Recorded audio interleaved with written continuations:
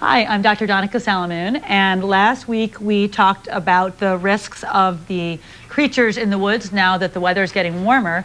And so last week was porcupine quills, and this week we're talking about skunks. What we want to think about is how can we avoid those smelly encounters with skunks, and most importantly, of course, is keep these guys on a leash to stay out of trouble whenever you can. There's always the worry about the rabid skunk. Those are rare, but we know that skunks can carry rabies.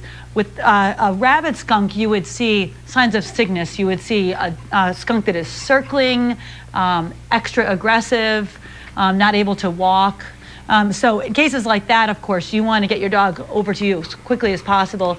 If you did think that there was any exposure, you need to get your dog to the vet right away so they can be boosted. They can get another rabies vaccine. Of course, make sure they're current all the time. What we know, and George knows, is that his worst encounters with skunks have all been about that terrible smell. There are some good recipes to help get that smell off, and there is an easy product you can get over the counter called Skunk Off, and we've got here at the clinic, but there's also a homemade recipe. You'll need to get 1 bottle of hydrogen peroxide, 1 box of baking soda, and 3 tablespoons of a dish detergent that is grease cutting like Dawn dish detergent. You're going to mix all those together without adding water. So it's important you do not dilute that.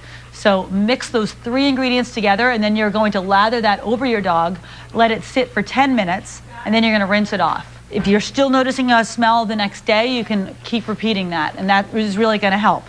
So George knows that all too well. He's had that skunk bath many times. And we're going to keep our fingers crossed for this spring that George is going to stay away from those skunks. All right. If you have a question that you'd like to ask the vets, just email it to askthevets@cbs6albany.com.